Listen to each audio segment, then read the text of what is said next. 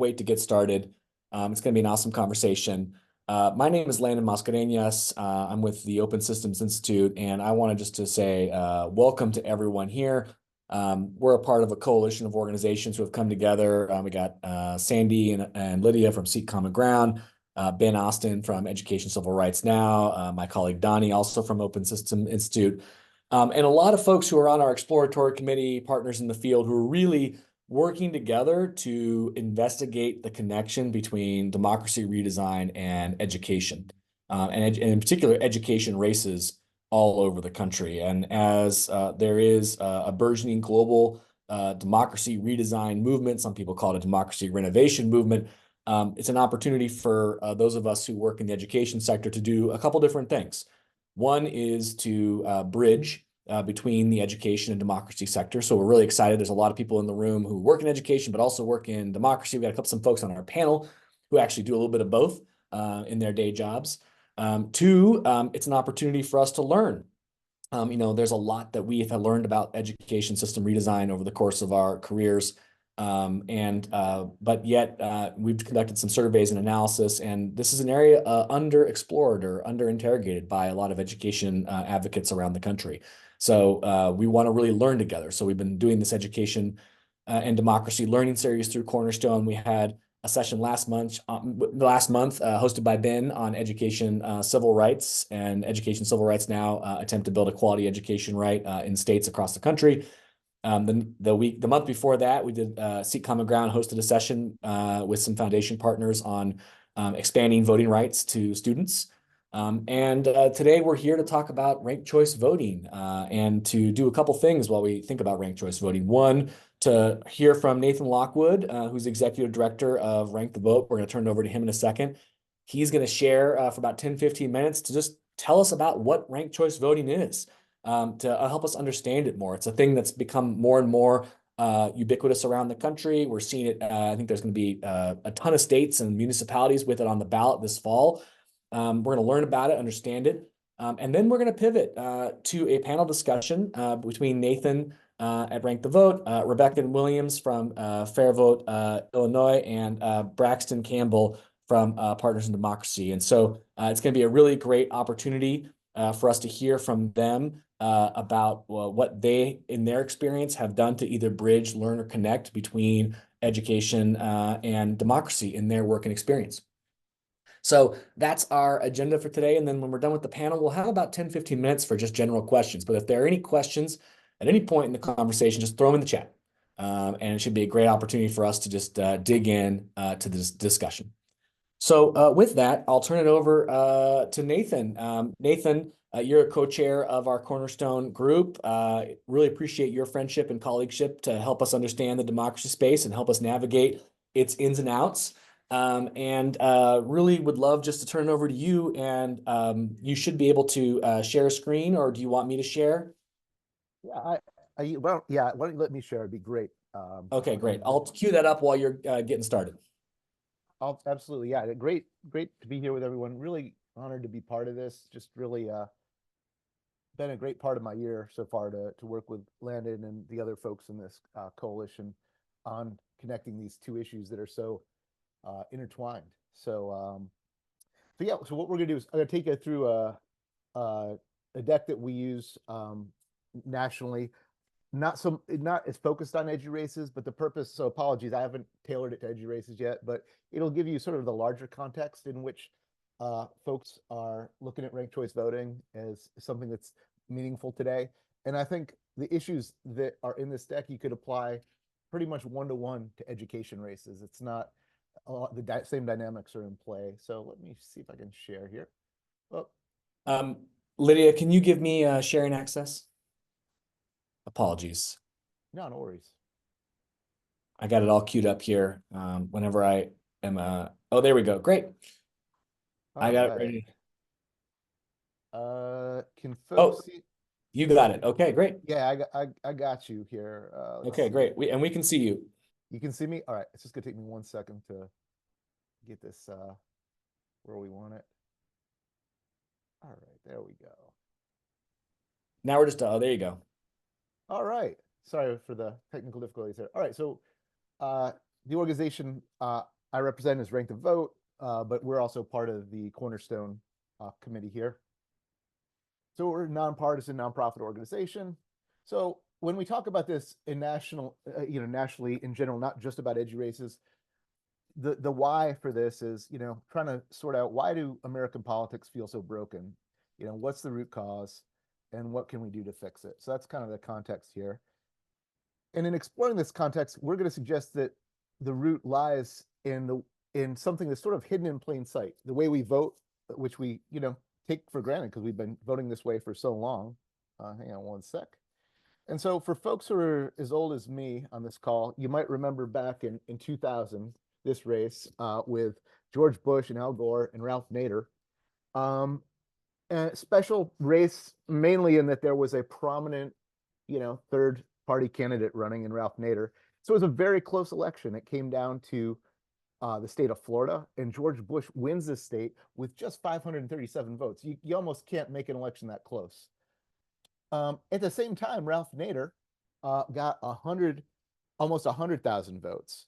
So way more than the difference between Gore and Bush. What exit polling shows us is sort of what you might expect. Almost half the voters that voted for Nader would have voted for Gore if he didn't run. Maybe a little surprisingly, a quarter of them would have voted for Bush, and then another quarter just simply wouldn't have voted. What this means is if Nader had not participated in this election, roughly another 18 to 20,000 votes would have gone towards Al Gore.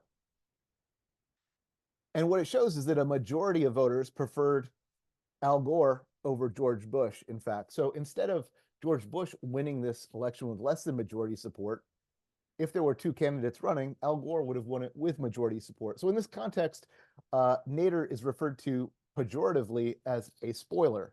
And it was a pretty pejorative year for Nader. He had to endure a lot of demonization from, the mainstream media and the political establishment, particularly the Democrats, saying that, why is he running? He's just going to ruin it for everybody. He's going to take away votes from the candidate most similar to him, who's Al Gore. Even people who were excited about Nader might have endured some pressure from their friends, with similar political views at the lunch table, saying, don't vote for Nader. You're just going to be wasting your vote. Are you crazy? You're going to get the candidate we like least elected. So, couple issues here. One is, we see that our elections that work okay when just two people are running immediately break down when you just add a third person, let alone a fourth or a fifth. And the biggest, so one effect of this is that, in a close election, the person supported by the majority loses when they should have won. That's bad. What might even be worse is the dynamics of this, where any new voice seeking to enter the election process is demonized, and it's made clear that there is no room for you. We can only have two parties. So we just looked at an example where the Democrats were hurt by our current voting system. If you talk to George H.W. Bush's campaign staff, they are convinced that Ross Perot's participation harmed their candidate and resulted in Clinton winning with 43%. So big point here is that our current election system is equal opportunity punisher, and the solution to it is a nonpartisan solution.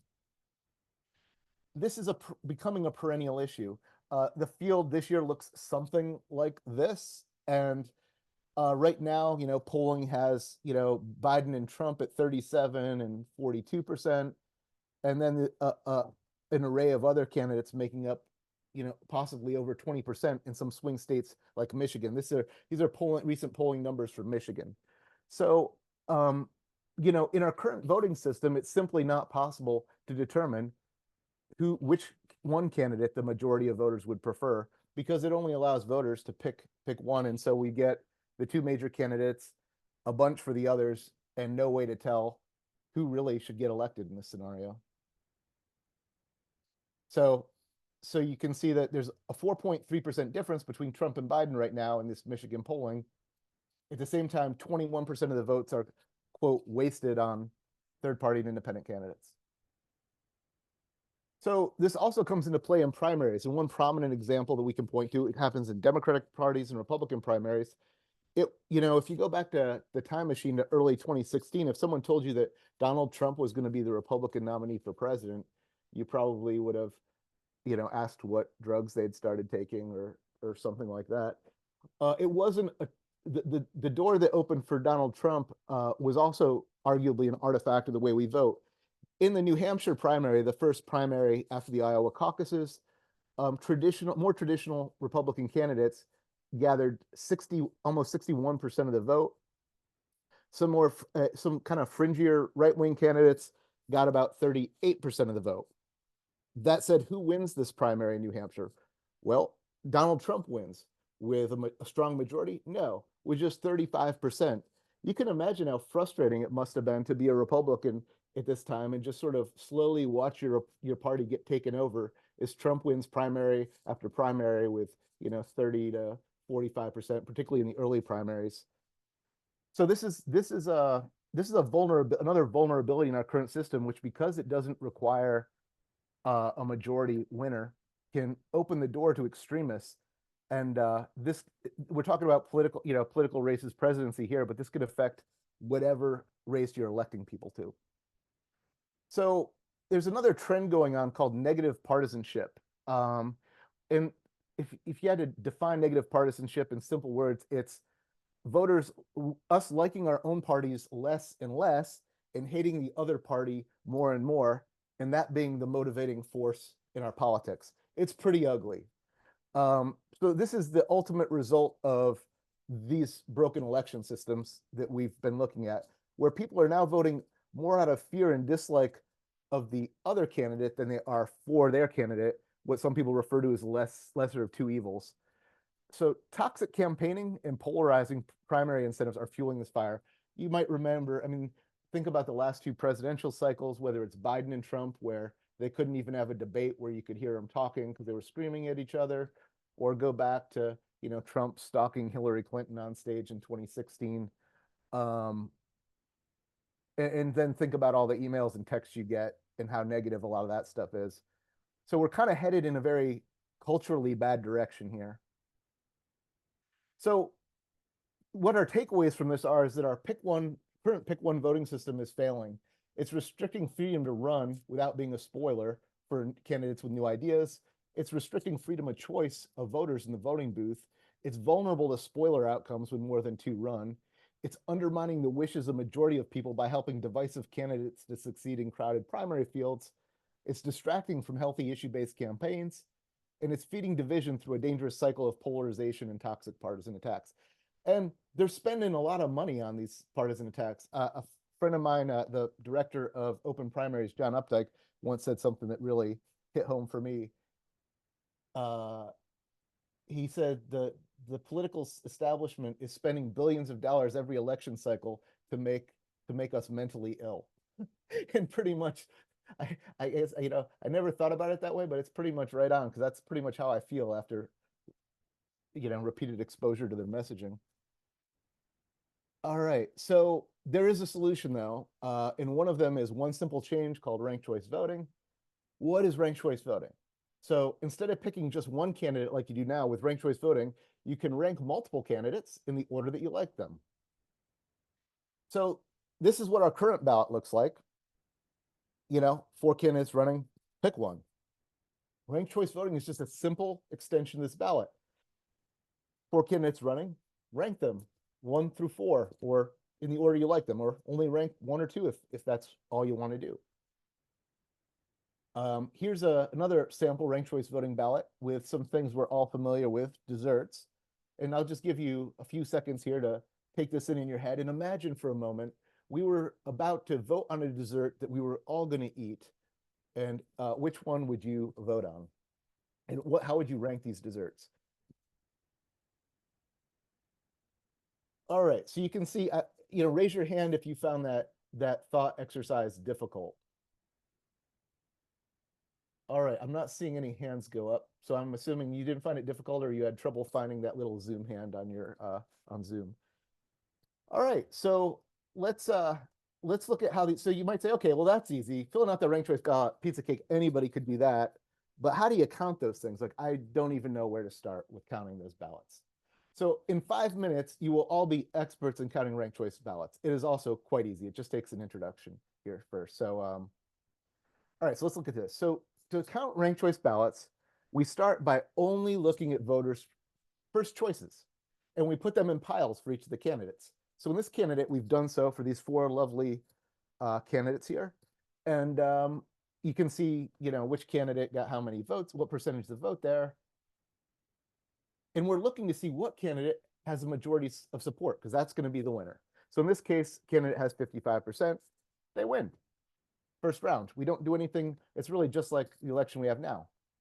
Where the ranked choice voting magic comes in is in this scenario, where we just count the first choice votes, but nobody has more than 50%. No one has a true majority.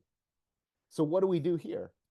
Well, it's a pretty simple process that is often referred to as instant runoff. We're going to eliminate the candidate who got the least votes, but we're not going to throw the votes away of the people who supported them. We're going to take their ballot, say, sorry, your favorite didn't make it, but let's count your ballot for your next choice. And so here are the voters who voted for light orange, who only got 5%, you can see now being counted towards other candidates. In this case, 4 out of 5 of those light orange voters chose dark orange. There may be some affinity going on there. And 1% chose dark purple. So we look at the votes now, we got 44, 36, 20. Nobody still has a majority. So I'll give you a second here to guess in your head, what do you think we're going to do next to find the candidate that has majority support? Yep, we're going to eliminate the candidate that now has the least, which is the light purple. And we're going to count their votes to the next choices. And you can see the result of that. There was a very strong affinity between the light purple and the dark purple. And so with that, we see that dark purple has a majority, 55%, and that means that dark purple's the winner. So you can see here the difference between, if we'd use our traditional method of voting, we would have elected, where voters could only pick one, we might have elected dark orange in the first round with just 40%. Not really knowing what a majority of the voters, what most people actually wanted. Ranked choice voting surfaces the wishes of the voters by letting them provide more information. And through that, we can see that they actually wanted the dark purple candidate to win by a double-digit margin. And that's it. That's all there is to counting ranked choice voting ballots. I want to stop briefly to take a couple questions. If there was anything that wasn't clear in this, please just come off mute and shout out your question. Nathan, thank you. This is so instructive. My question isn't about clarity. Your presentation is great, but like your last piece on how to count ranked choice voting, I'm wondering why more county registrars don't do it that transparently to kind of walk the public through what this process is and how it works. Yeah, that's a really good question. So it's probably different in different jurisdictions. There are some jurisdictions that have done a good job creating collateral to explain to people both how to vote and how the votes are counted. They have videos and whatnot. One could make the case that maybe some of the videos could be clear. I mean, right now there's about 50 or 60 cities in the country, so it's not everywhere that's doing it.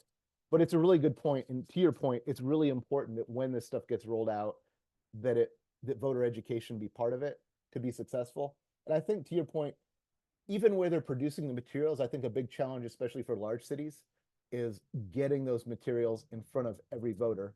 And there's been some great efforts done.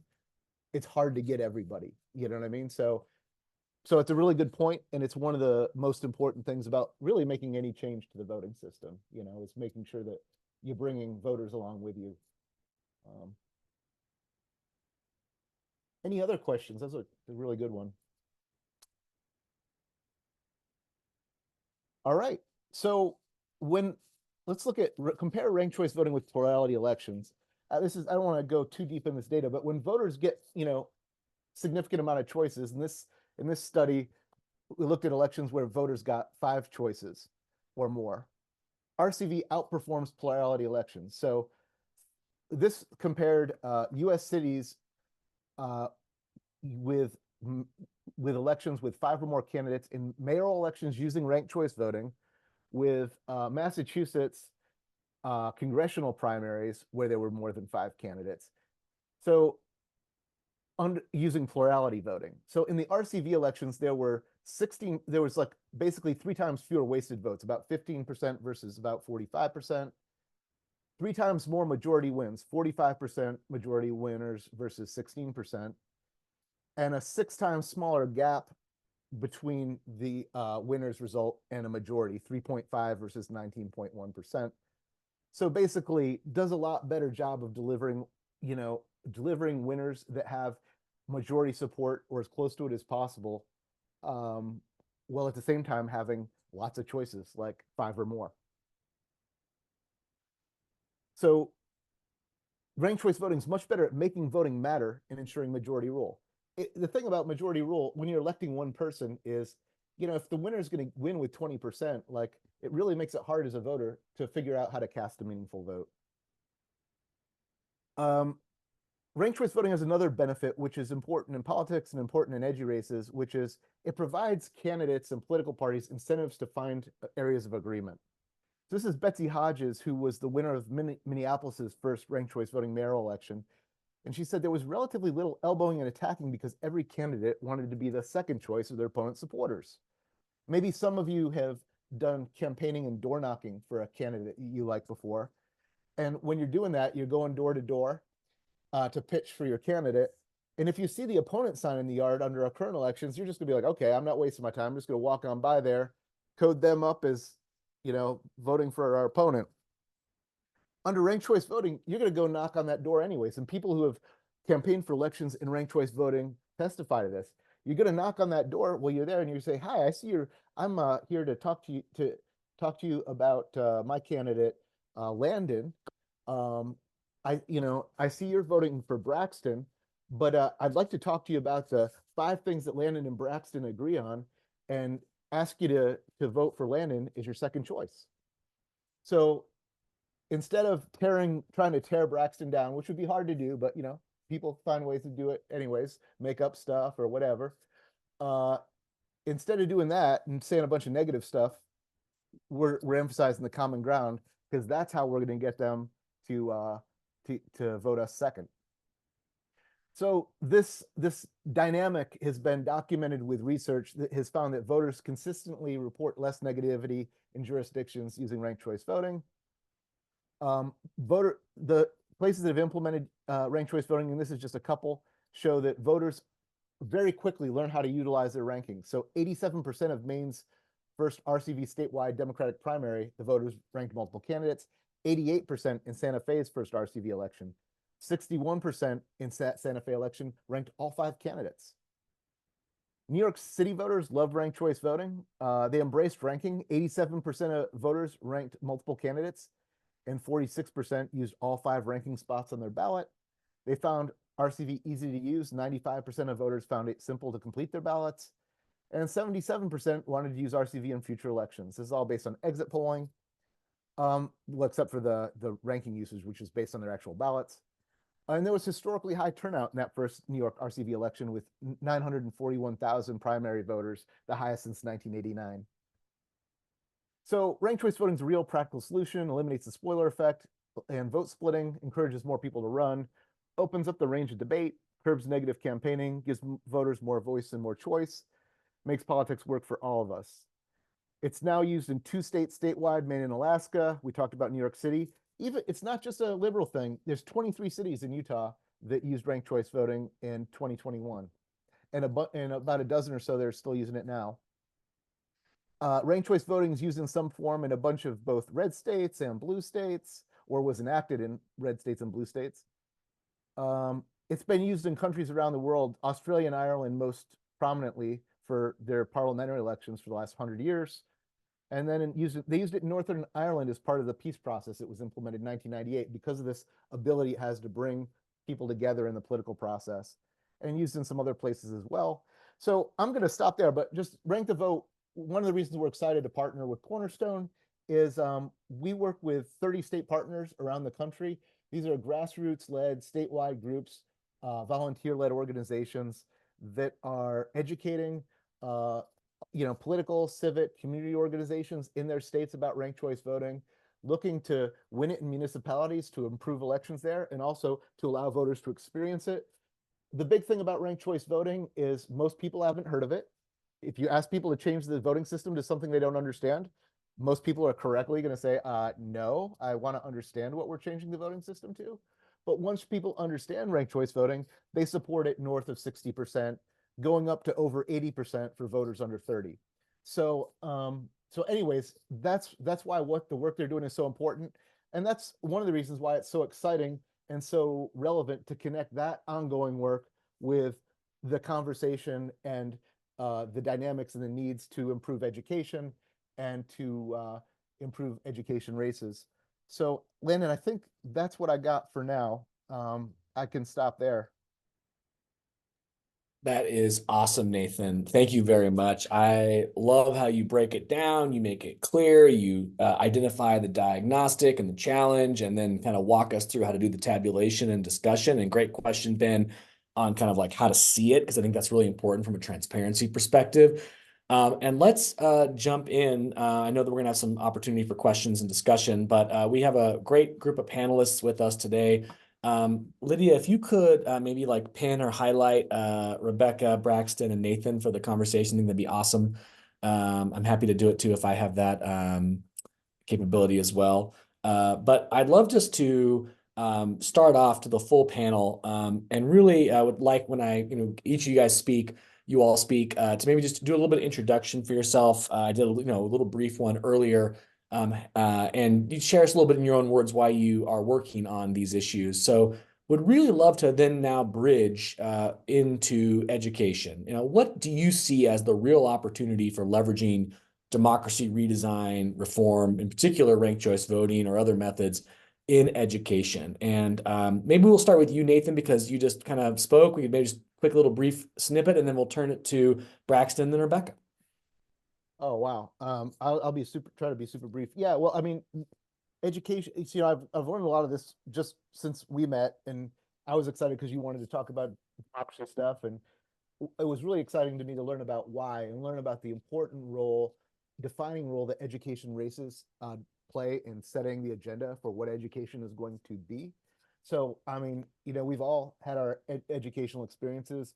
Mine from my own experience and what I see around is that, yeah, there's a lot of opportunity. Education is so important to us, and there's a lot of opportunity to improve it and to continue improving it even after it's great. And so, I think, with what I learned about the pivotal role played by the eduraces, yeah, I think it's just a natural place to take the dynamics and the benefits we talked about in that presentation and apply to them those races. So hopefully we can get the same sort of responsive, results that we want to get in the political space as well. Great. Thank you, Nathan. Braxton, why do you really think there's an opportunity for leveraging democracy redesign, renovation in education? And tell us a little more about yourself. So I'm Lezlie Braxton Campbell.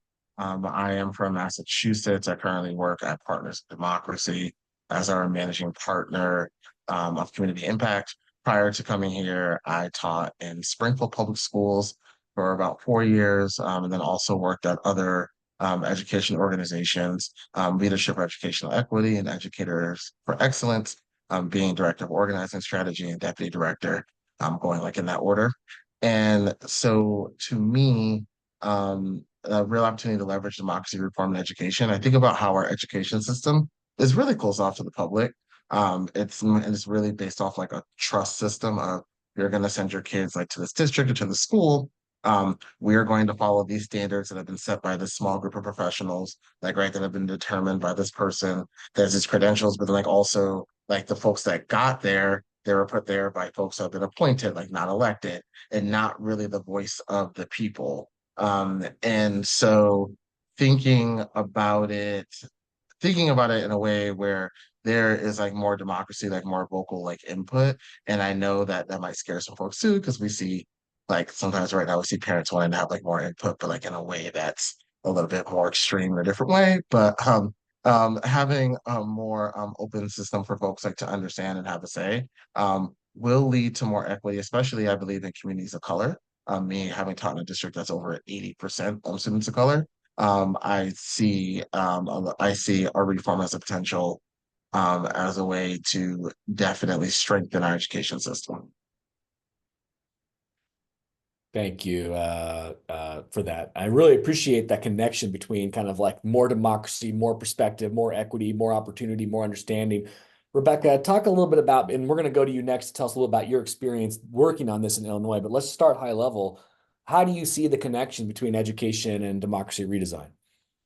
Yeah, so I'm not an expert on education. I don't work directly in that field, but what I have seen is that similarly to politics at large, a lot in our education system is broken right now. We're seeing pretty bleak outcomes for a lot of students throughout the country, and things such as school boards have become increasingly hostile. So there are many ways where we can point the blame as to why these various aspects of our education system are breaking down. But I think if we don't start with firm foundations, if we don't start with good systems, and when it comes to our elected officials within the edu system, the voting system is the part of that, then we're going to keep having these bad outcomes. And that's kind of how I view it for politics as well, but I think it applies very similarly to education. No, I really love what you and Braxton are talking about here in terms of like actually diagnosing that there's some pretty big structural challenges in our education system. You know, a lot of the folks on this call and a lot of folks who will watch this recording have spent their careers working to try to unstick the education system or to, take on a different particular challenge in the system. And it's an opportunity for us to take and interrogate that democracy governance structure as a really important way to potentially open up, unrig, to use Ben's word, the system to let in some of the opportunity for new ways of thinking in our education system. And so with that, Rebecca, let's dive in a little bit tell us about your work at FairVote Illinois. How did you get to FairVote Illinois? And you got a chance to work on a recent opportunity bridging with education organizations in the state on thinking about ranked choice voting in education races. So tell us about yourself and the arc and what happened in that situation. Yeah, so I got into organizing back in 2017. Prior to that, if anyone had told me I was going to work in politics, I would have said that was kind of crazy. But I found myself doing that work and found myself loving it because all of a sudden it was a positive way to go about a lot of the issues in our world. And so initially I was working on a lot of environmental efforts, but I got into the voting reform space back in 2022 when I started working for FairVote Illinois, and I've been their statewide organizer ever since. And I really do have a passion for systems level work. There's so many positive or negative effects that can come from the systems we have in place. And a lot of times, great people are working so hard to address all of those negative effects. And that work is just an uphill battle because we have these bad systems.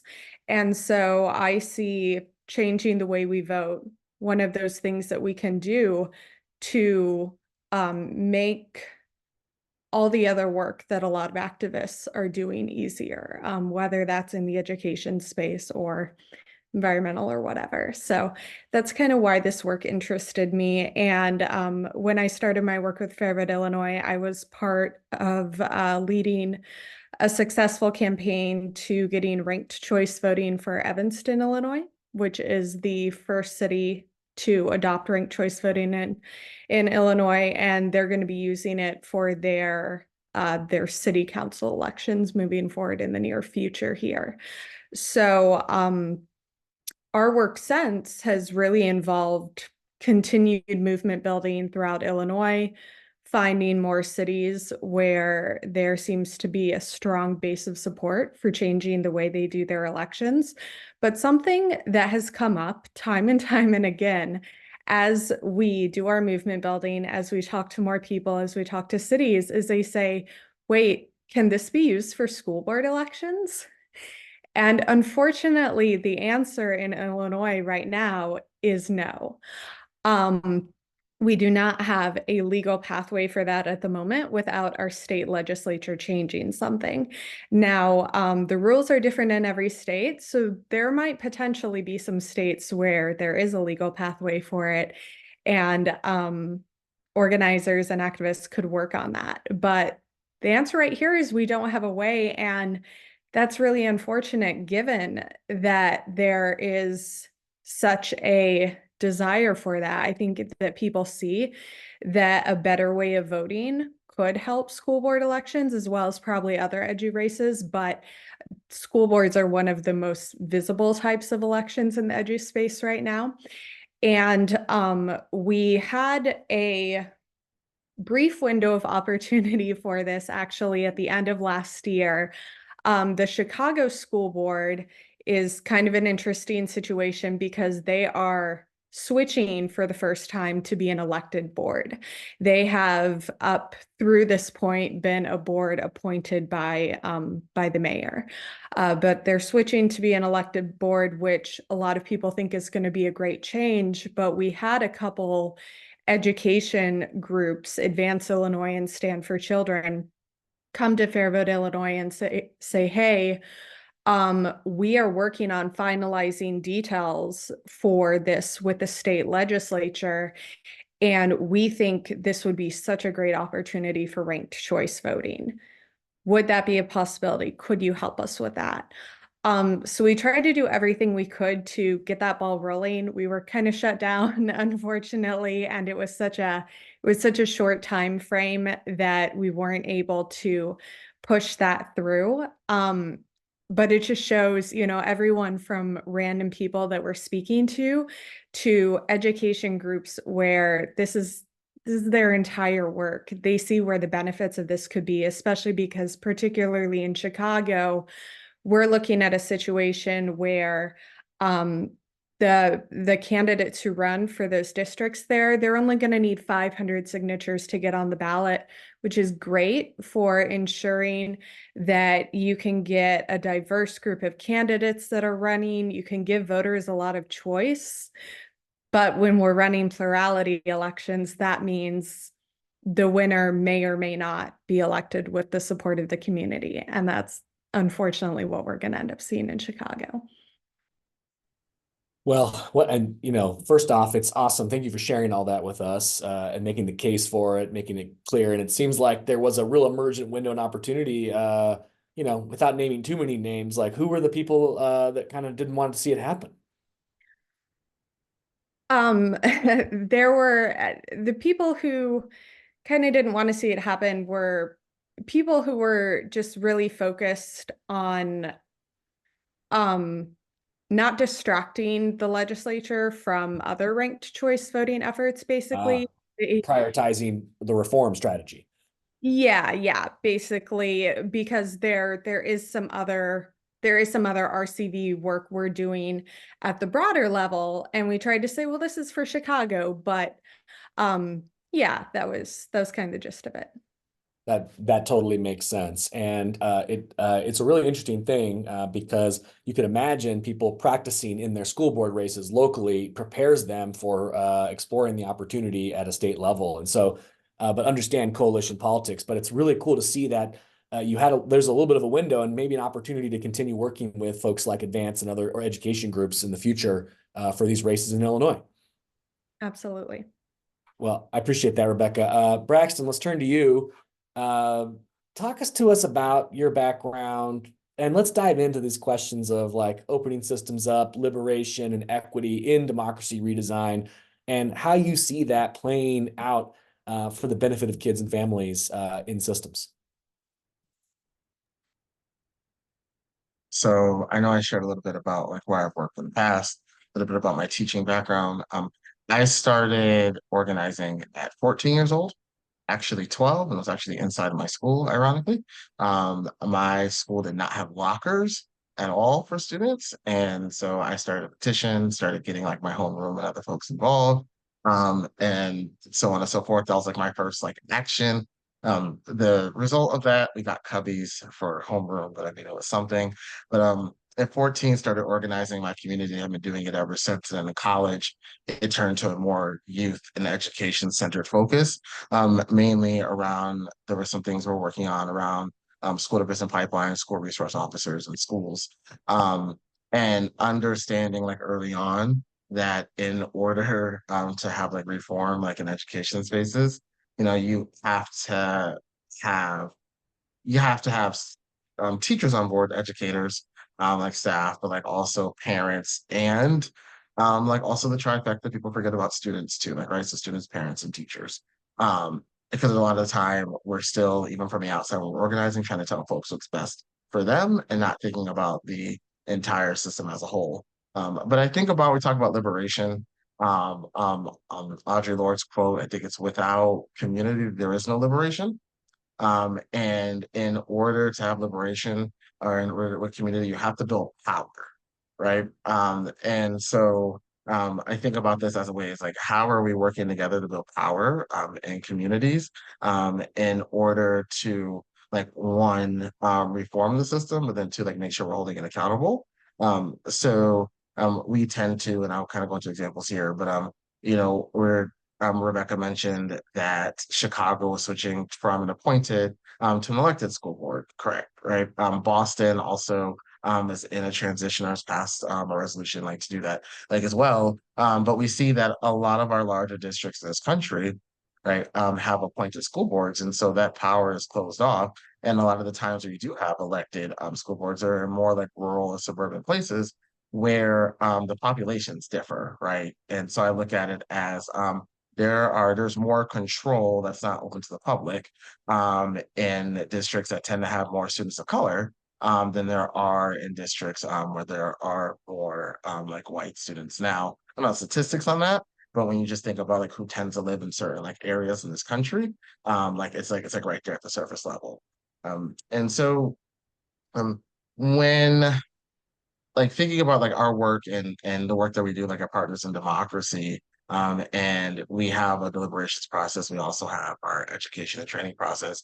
We've been thinking about, you know, how do we use our deliberative process for the community to decide or to deliberate on what's going to be best for them, like when it comes to like their electoral reforms in general, but like also like now like focusing in on, okay, well, how does that relate to education?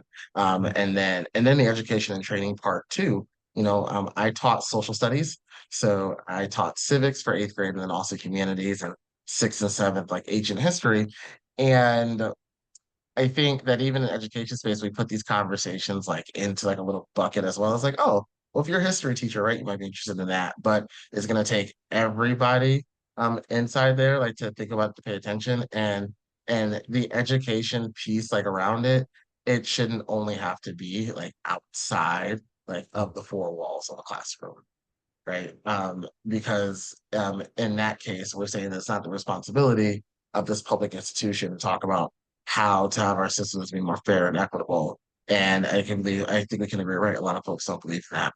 And so when it comes to like those things you mentioned, I think about it as like first we have to build power like within community, and to build power, like folks have to be, you know, like there's some folks say knowledge is power. I say that knowledge is power if you know how to act on it. I'm like, right. And so we can give folks like the knowledge and education around these reforms, but then like we also have to like educate them on how to use it in order for them to build power in order for the change to happen. So yeah, that's what I think about when you approach this topic from that standpoint. I love that, Braxton. I think about this thing that you're raising, this connection between building a more responsive, open electoral and governance and maybe even legal system. When I think about some of Ben's incredible work, allowing communities to be able to wield power in a way that systems will actually respond to. And I think about the power of ranked choice voting to do that. I think about the power of, adding students to school boards. I think about the power of adding a legal right to a constitutional education. These are all examples of adding a different type of responsive governance or electoral power so that communities can gather power and systems can respond. We have some time for some questions. I have more questions I could ask the group, but I'd love to open it up to the group to see if there's any initial comments or questions. And I'm not above cold calling. And we have some cool people on the. We have Massachusetts legend Paul Toner in the room. Paul, you've had some experience with ranked choice voting. You got a background in unions and organizing and teachers. What thoughts or reflections are you having on the conversation? Oh, you're on mute.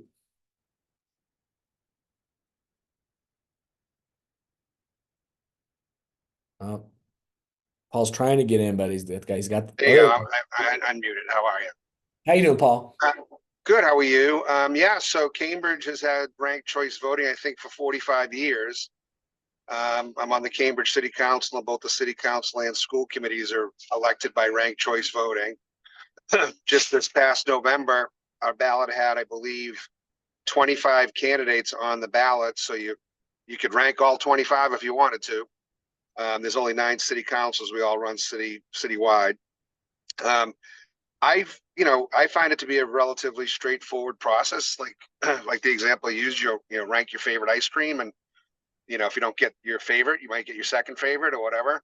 But I have to say, here in Massachusetts, I think it's been on the statewide ballot twice and went down in flames twice because people think it's too confusing. I always use the Ralph Nader example or the Bernie Sanders example, and I always remind people that part of the reason we're in this political polarized situation is that for the last several presidential elections, the margin has been so thin. And, if we had ranked choice voting, as was discussed, you could vote for Ralph Nader as a protest vote, but ultimately either George Bush or Al Gore would have won, and there wouldn't have been all this political rancor and Supreme Court involvement and stuff. So we've done it successfully in Massachusetts, in Cambridge for 45 years, and I think most people, except brand new people who have to have it explained to them, most people, I think, understand it. And part of the reason we have it is originally was to provide more opportunities for minority voices, whether political voices or ethnic or racial minorities, to have a better chance of being able to be elected. And that has proven true. We've always, I think, had at least 1 or 2 people of color on the council since we've had ranked choice voting. But like right now, this term, there's 1, 2, 3, 4 people of color and 5 women on the 9-member council. So it has led to diversity of candidates and elected. Thanks, Paul. Thanks for being here, and thanks for sharing that kind of very personal example. Nathan, that's also a major benefit of ranked choice voting, right? The diversification of the candidate pool and of who makes it onto elected office, right? That's absolutely right. Yeah, there's been some studies of ranked choice voting over the last 20 years in the U.S. And yeah, the evidence shows that it increases the number of women and people of color getting elected. And there's a couple flavors of it. The one they use in Cambridge does it even better, but the way it's being used in other places to elect just one person at a time is also having that impact for a variety of reasons. Right. But yeah. Thanks, Nathan. Ben, let's head to you. What's on your mind?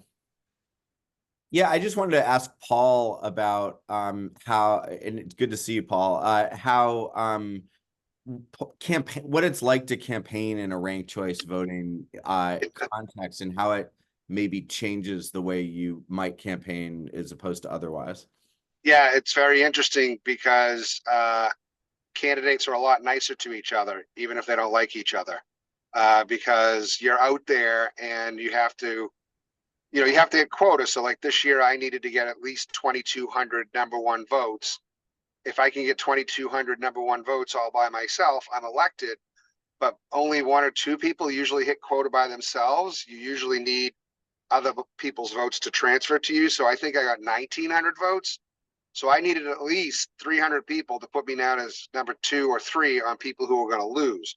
Right. So, it's not the most pleasant because, you'll suddenly see people circling around the person who they think is going to lose and buddying up to them and making sure they say nice things in public about them, so that their friends and supporters will maybe give you the second or third or fourth vote on the ballot.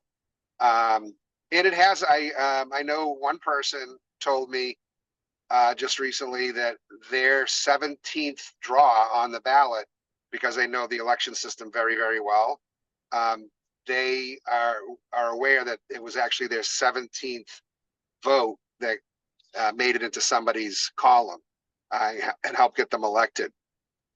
So yeah, it changes the tone. I mean, there are some candidates you're just never going to be able to get along with publicly, but for the most part, I think when we're out there on the campaign trail, we're respectful.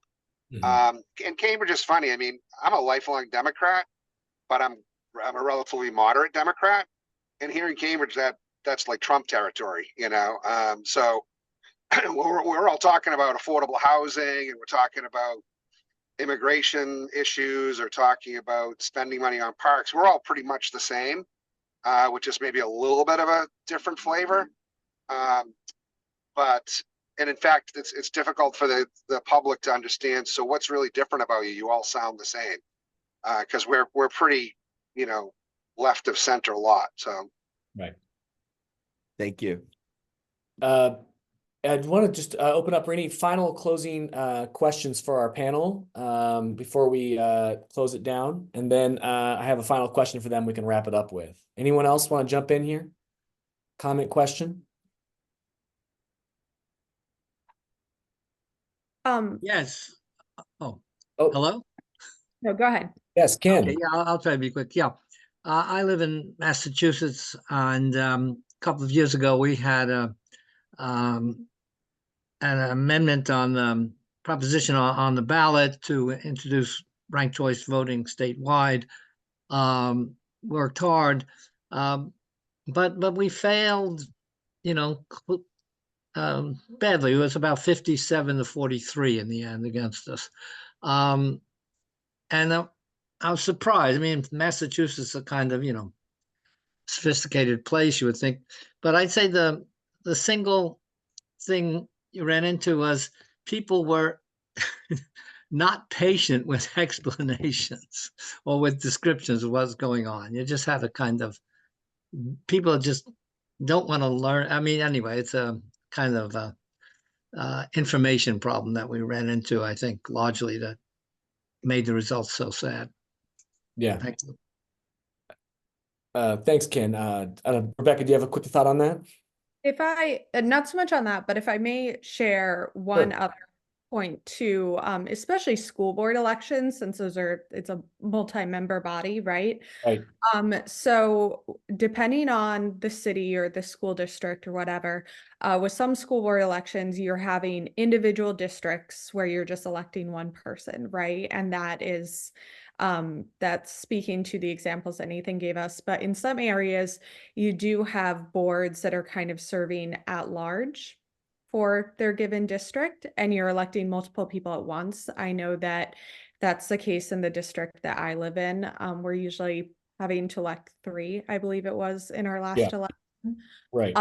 And I want to say to that as well, ranked choice voting is really fantastic for those kind of elections too, because what can happen with that, you use a form of it called proportional ranked choice voting. And what we can see with multi-member elections, at-large elections, is we can get, you know, kind of a little what Braxton was touching on earlier, where you get no representation for minority communities. If you have, say, 65% of a community that is more affluent, more white, whatever, and you have 35% that is minorities or something, those 65% can choose everyone on the board.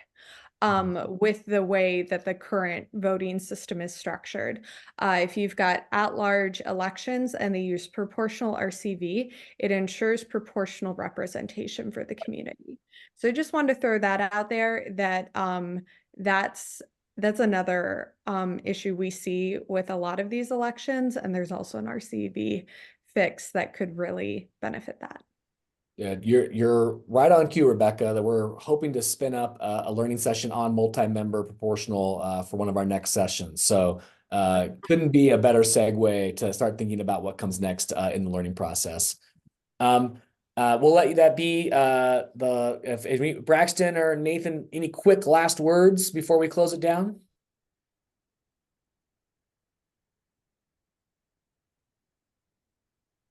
I didn't really, not much other than I'm excited to be having this like conversation.